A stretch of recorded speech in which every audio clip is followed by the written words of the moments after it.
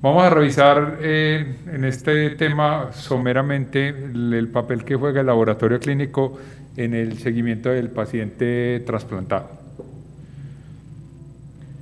Entonces, inicialmente, digamos que empecemos por donde vamos a tener mucho papel nosotros, y es después de que el paciente trasplantado ha sido dado de alta. Las condiciones para dar de alta al paciente pues dependen de la estabilidad clínica, de qué digan las guías del control del rechazo agudo que debe vigilarse estrechamente en la clínica, de las guías de los inmunosupresores y los niveles para poder dar de alta al paciente, de cómo ha estado la rehabilitación, y eso en general, como todas las cosas que vamos a decir, son variables, pero toma un tiempo entre 2 a 3 semanas. El objetivo final de todos los trasplantes es lograr que las personas vuelvan a su vida activa y a su vida productiva a largo plazo, el mayor número de personas posibles. Las estadísticas muestran que más o menos el 40% de los pacientes van a necesitar rehospitalizarse al menos una vez durante el primer año. Y el otro extremo, y que es muy buena noticia, es que casi el 30% de los pacientes trasplantados quedan en condición de volver a trabajar normalmente. El seguimiento tiene 3 pilares fundamentales: el seguimiento del paciente trasplantado y por obvias razones el del laboratorio. Lo que pretende el seguimiento es garantizar que el órgano trasplantado es funcional, mantener la inmunosupresión en niveles óptimos. Este es un delicado balance que vamos a ver más adelante, donde necesitamos que la inmunosupresión esté lo suficientemente fuerte como para que evite el rechazo, que es una de las grandes complicaciones de los trasplantes, pero que no sea excesiva para que no lleve a toxicidad o a riesgo de inmunosupresión extrema. Y finalmente, detectar las complicaciones de manera precoz y oportuna para poderlas tratar. Esas complicaciones del trasplante pueden ser las dos que hemos mencionado: disfunción del órgano trasplantado, toxicidad, pero también las infecciones, el rechazo y la aparición de tumores. Y ahí es donde, digamos, juega un papel más importante el laboratorio, específicamente hablando.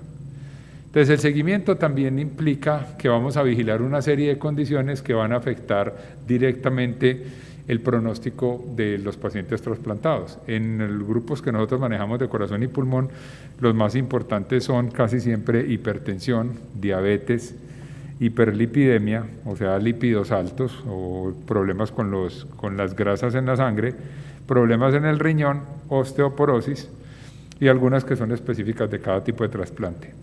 La mayoría de los casos de las 4 primeras son condiciones que ya los pacientes tenían antes de los trasplantes.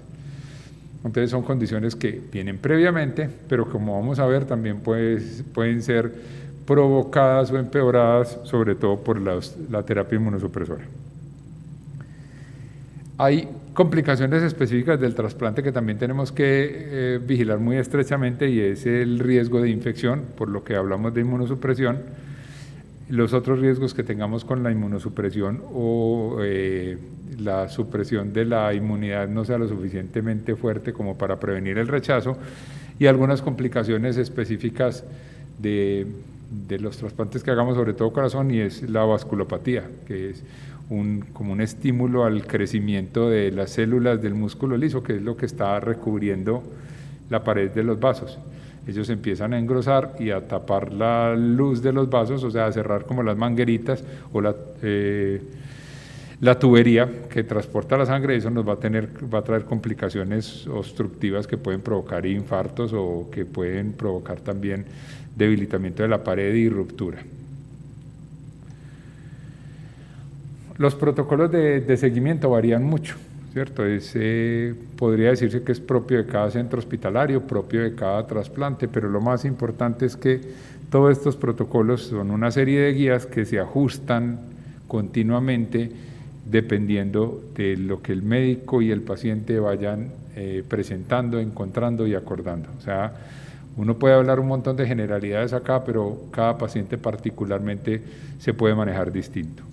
Los protocolos, normalmente lo que está escrito en guías y todo, dice que el primer mes se deben hacer unos seguimientos semanales, que si todo va normal se pueden pasar a quincenales para los 3 siguientes meses, y que si superamos esos 3 siguientes meses con éxito, vamos a seguir con seguimientos, valga la redundancia, perdón, 3 veces trimestrales o 4 veces al año, y ya después es un seguimiento anual indefinido.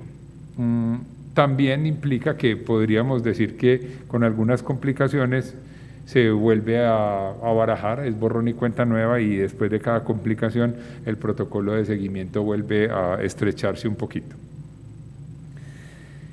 El papel del laboratorio clínico, si bien no es determinante y no es un papel, digamos, tan exhaustivo como determinar que el órgano está funcionando bien con otras pruebas distintas al laboratorio, o sea, las biopsias cardíacas, las espirometrías, las pruebas de función pulmonar y todas otra serie de pruebas de ayudas que tiene el médico, además de la clínica, son probablemente más importantes por el tipo de órganos que trasplantamos en establecer la funcionalidad. El laboratorio clínico tiene un menú muy amplio para otro tipo de seguimientos diferente a la funcionalidad del órgano, y vamos a tratar de verlos como rápidamente cada uno sin profundizar ni cansarlos mucho con muchas cosas técnicas. Vamos viendo como por diferentes compromisos o qué es lo que estamos tratando de detectar o prevenir, como decíamos ahora, prevención precoz de las complicaciones. Con muchos de los inmunosupresores, como vamos a ver, aunque los modernos ya no tienen tanto problema, hay que vigilar muy bien la función renal. Y como vimos, el paciente generalmente ha tenido hipertensión o tiene diabetes o tiene ambas, entonces ahí el riñón también es un sitio que frecuentemente se ve comprometido. Entonces tenemos que hacer un monitoreo de la función renal, que generalmente es con creatinina, una prueba de sangre fácil de hacer, de bajo costo, entonces la podemos hacer con mucha frecuencia, y nos basamos más que en los resultados que dice el laboratorio, en las variaciones que tiene cada paciente. Como vamos a ver ahorita y medio les dije, también es muy importante en el monitoreo estrecho de algunos inmunosupresores, sobre todo ciclosporina y tacrolimus, que tienen más efecto sobre el riñón que lo que tienen ya los everolimus y sirolimus. Por otro lado, puede aparecer diabetes después del trasplante, y como les mencioné inicialmente, o una diabetes preexistente. Los mayores riesgos de diabetes son las personas que son operadas o trasplantadas mayores de 45 años y los que tengan los mayores de 70 kilos. Aquí gran parte de la población trasplantada cumple estos dos criterios que hacen que la presencia de diabetes sea más frecuente. Osteoporosis también es muy frecuente por inmunosupresores, por la inmovilidad, por el uso de diuréticos y otros factores que no dependen del trasplante, sino ya de la persona, que son la edad de la persona y los hábitos de fumador de cigarrillo o tabaco, que también nos aumentan el riesgo de osteoporosis. Otro que debemos medir con cierta frecuencia es el ácido úrico, porque muchos de los pacientes trasplantados, aunque no está claramente establecido si tiene relación o no con la terapia o con el trasplante o con condiciones preexistentes, van a tener elevación del ácido úrico, entonces también hay que vigilar el ácido úrico. Parecido a la creatinina, es un examen de sangre convencional, fácil de hacer, barato, entonces probablemente va a ser uno de los exámenes más repetidos en el seguimiento de los trasplantados. Problemas con los lípidos, listo. Habíamos hablado que tiene varios aspectos a tener en cuenta. El primero es que puede haber existido un problema de lípidos antes de los trasplantes o aparecer de nuevo después del tratamiento con inmunosupresores o después del trasplante. El 60 al 80% de los pacientes trasplantados terminan con problemas de lípidos, sea de base o nuevos. Generalmente medimos colesterol total, colesterol HDL y LDL, que este es el que hemos oído clásicamente que dicen que es como el malo, y triglicéridos. Estas son las metas, aunque recuerden que las metas todas son ajustables a los protocolos y a las condiciones del paciente y cómo lo vayamos encontrando, pero digamos que este es el famoso perfil de lípidos que nos va a dar como la información de cómo estamos manejando sobre todo el colesterol LDL y los triglicéridos, que son los de riesgo, y el HDL, que es el bueno o protector. Aquí tenemos que dos de las complicaciones más importantes como causa de muerte son el rechazo y las infecciones. Y les hago énfasis inicialmente en esta diapositiva porque estas complicaciones se manejan más o menos igual, porque es el equilibrio finito que tenemos entre las complicaciones asociadas a usar inmunosupresores y que tenemos problemas por la toxicidad o rechazo del trasplante porque tenemos problemas porque la dosis es muy pequeña. Entonces, debido a que las dos complicaciones más frecuentes causales de muerte en los trasplantados, que son el rechazo y las infecciones, ambas dependen de un fino equilibrio en los inmunosupresores va a ser una de las cosas que más control van a tener de parte del laboratorio. Esta es una tabla grande de los inmunosupresores que usamos dependiendo del tipo de inmunosupresores que estamos teniendo. Esteroides, que son los más comunes y los más conocidos, pero ya para ustedes un grupo más conocedor del asunto, la ciclosporina y los tacrolimus en este grupo y los everolimus, la rifampicina y los sirolimus, perdón, la rapamicina y los sirolimus en este otro grupo son como los más conocidos.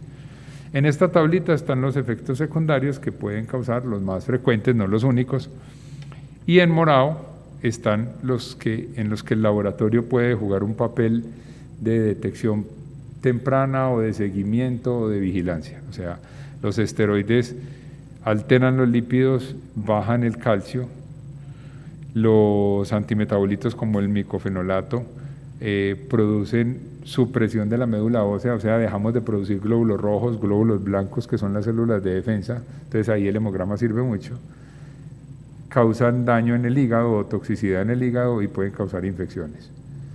Aquí el papel, como vamos a ver del laboratorio, es muy indirecto, pero nos da algunas guías de cuándo sospechar la presencia de una infección. Como les dije, ciclosporina y tacrolimus son clásicamente conocidos por causar buenas complicaciones, buen número de complicaciones en el riñón, o sea, nefrotoxicidad, por eso los tenemos que vigilar mucho con la urea y la creatinina, sobre todo creatinina. Aumentan el ácido úrico, aumentan el potasio, pueden causar diabetes, entonces ya vemos que también hay que vigilar esto con hemoglobina glicada y glucosa, trastornar los lípidos, hiperlipidemia, infecciones y enfermedades linfoproliferativas. Esta es casi que lo contrario de la mielosupresión. Aquí al revés se estimula la producción de linfocitos y eso puede causar problemas como linfomas y leucemias, entonces también es importante vigilarlos en el hemograma. Y finalmente, everolimus y sirolimus, que tienen más compromiso por diabetes y trastorno de lípidos y algunas cosas con proteínas en orina, pero ya perdieron como esa nefrotoxicidad tan marcada que tenían los otros dos. Digamos que es una ventaja y un progreso poderlos usar en las personas que estén indicadas. Acuérdense que no es que uno coja esta tabla y diga, no, yo quiero este porque a mí me va mejor sin problemas en el hígado o porque yo no quiero problemas en el riñón. No, toda la elección se hace como en todo un contexto de qué órgano trasplantaron, cuál es el protocolo que conocen en la institución, cuáles son las condiciones basales del trasplantado para poder elegir cuál es el mejor medicamento. Entonces, los inmunosupresores obviamente los van a usar para evitar los rechazos, tanto el agudo como el crónico, son fundamentales, son la piedra angular de la terapia de seguimiento. Hay que comprobar que estamos teniendo una respuesta adecuada al tratamiento y disminuir los riesgos de efectos secundarios como mostrábamos en la curvita esa de la balanza para un lado y para el otro. Entonces, también, desafortunadamente para muchos de ustedes, hay que vigilarlos en que sí estén cumpliendo el tratamiento. Hay veces estos tratamientos largos son cansones o producen efectos secundarios que uno dice, qué pereza, tómamelo, pero definitivamente el riesgo es mucho más grande, el riesgo, es mucho menor que los beneficios que tienen si van a seguir el tratamiento inmunosupresor. O sea, vale la pena los efectos colaterales y lo cansón que puede ser tomarse los medicamentos para cumplir la meta de tener un órgano funcional y que no se rechace el trasplante. Esto es muy complejo, pero nada más como para ilustrarles que son los que más utilizamos en Colombia en estos momentos, los niveles terapéuticos que son muy grandes, o sea, la idea es tenerlo más de 100, pero menos de 350 y eso se va ajustando por cada paciente en cada tiempo post-trasplante, o sea, estas metas siempre se pueden reajustar dependiendo de qué tan cercano fue el trasplante o qué tan cercanas fueron las complicaciones. La idea es mantener los niveles que les midan más o menos en estos rangos, ¿cierto? Los niveles son estables entre 2 y 3 días para estos y entre 4 y 7 días para estos, o sea, normalmente si uno tiene la ciclosporina, digamos, por fuera del rango, se la van a controlar unos 7 o 10 días después, porque la droga, así hagamos ajustes, no va a cambiar mucho. Y ahorita miramos qué significaba esto, porque antes le dábamos mucha importancia a los niveles pico, de ciclosporina sobre todo, y todos los otros se miden en una cosa que se llama niveles valle, que es lo que deben tener en cuenta los laboratorios para darle una buena información al médico. Esto es de lo que se trata, ¿cierto? Normalmente los medicamentos, muchos, aunque no todos, hacen este tipo de curva azul, suben mucho las primeras 2 horas después de que me tome la dosis y empiezan a bajar hasta un nivel parejito antes de la próxima dosis. Esto es lo que se conoce como el nivel valle y esto es lo que se conoce como el nivel pico. Eso importaba mucho con ciclosporina porque algunos decían que este nivel era el que mejor información daba, pero era difícil de tomar porque tenía que ser 2 horas después de la dosis con un margen muy estrecho, más o menos 10 minutos. Y que este valle no servía tanto para ciclosporina. En tacrolimus, everolimus, sirolimus, el nivel valle es lo suficientemente bueno y es menos complicado, es antes de tomarse la otra dosis. Entonces es más fácil coger al paciente y tomarle la muestra por acá. Más importante que saber si se lo tomaron en valle, tomarlo en valle o tomarlo en pico, es que el reporte o el informe o el médico o usted sepa exactamente en qué se lo tomaron. Así el médico va a poder hacer cálculos sabiendo que eso que le dieron se tomó en pico o se tomó en valle. O sea, lo más importante es que en el informe o el médico sepa si los niveles fueron tomados inmediatamente después de la dosis o antes de la dosis siguiente y así el corregir y hacer los cálculos correspondientes. Como les digo, con ciclosporina era muy importante, pasó un poquitico en desuso, algunos siguen siendo muy estrictos con eso, y con everolimus, tacrolimus y sirolimus es más fácil y igual de informativo tomar niveles valle, y menos complicado para el paciente y para los laboratorios, sobre todo para el paciente. Un repaso sobre los exámenes que nos quedan por ahí, entonces, como les dije ahorita, algunos pedazos, hemoleucograma, el examen de la sangre clásico que conocemos todos para ver si tenemos anemia o no, si tenemos infección o no, si se nos están acabando los glóbulos blancos o no, que son las defensas. Básicamente es un examen que no requiere ninguna preparación, nos va a ayudar para saber indirectamente si está comenzando una infección y nos sirve para controlar el nivel de inmunosupresión, la anemia y si se nos están acabando o no las plaquetas, porque también puede, con la supresión de la médula que les decía ahorita, que la médula deje de producir plaquetas. Entonces básicamente es controlar anemia y signo indirecto de infección, cosas que nos sirven mucho en el hemograma. Proteína C reactiva tiene un papel parecido al del hemograma, pero mide otras cositas y es una proteína que se dispara en la sangre cuando estamos con una infección o una inflamación. La produce el hígado, la produce muy rápido en respuesta a cualquier reto que tenga como infeccioso o inflamatorio. La ventaja también es que en la mayoría de los casos no requiere preparación, es un examen barato, es una muestra de sangre común y corriente y nos va a dar, como les digo, buenas indicaciones de que una infección está comenzando, que es muy importante tenerla en cuenta como complicación de un trasplante, sobre todo de la inmunosupresión. Ya habíamos hablado de creatinina y nitrógeno ureico, tampoco requieren preparación, son baratos, convencionales, están el mismo día, yéndoles mal está el otro día, entonces son exámenes fáciles para el seguimiento y son muy importantes en el funcionamiento renal. Y acuerden que hay que cuidarlo mucho en algunos inmunosupresores o en los que ya tienen diabetes e hipertensión. Glucemia, o sea, el nivel de azúcar en la sangre, de nuevo, diabetes, y había gente que se va a complicar porque los esteroides o por lo que los inmunosupresores pueden provocar diabetes o porque ya la tenían. Entonces, es un examen que puede o no necesitar preparación. Si el médico la quiere en ayunas, que es una mejor muestra, sí hay que llegar en ayunas al laboratorio. Y lo mismo que teníamos ahora, ya podía haber estado existiendo o es nueva. De todas maneras, independiente si es nueva o vieja, hay que hacerle seguimiento, porque no solo afecta el órgano trasplantado, sino que la diabetes a largo plazo hace estragos en los ojos, es la primera causa prevenible de ceguera en el mundo, puede causar infartos, puede causar lesiones cerebrales de las arterias cerebrales, daña el riñón a largo plazo también y compromete otros órganos, pero básicamente sus órganos blancos son ojo, corazón, cerebro y riñón. Perfil lipídico, ya hablamos, es muy importante por básicamente lo mismo que hemos hablado del daño renal, de la hipertensión y de la diabetes. Pueden haber aparecido después del trasplante o puede que hayan sido condiciones previas. En cualquiera de los casos necesitan seguimiento y control estrecho para prevenir complicaciones a largo plazo, que es como la meta de este seguimiento, como vimos. El perfil lipídico, a pesar de que hay mucha discusión, lo más fácil y seguro es que vayamos en ayuno, un ayuno de 8 a 12 horas, con una comida normal el día anterior, nada distinto a lo convencional, porque esas son las condiciones normales de nosotros.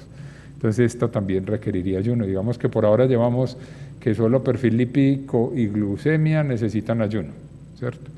Pero como hay veces todos esos exámenes son en bloque, vamos a terminar haciendo todos los exámenes en ayunas, ¿cierto? Es más fácil.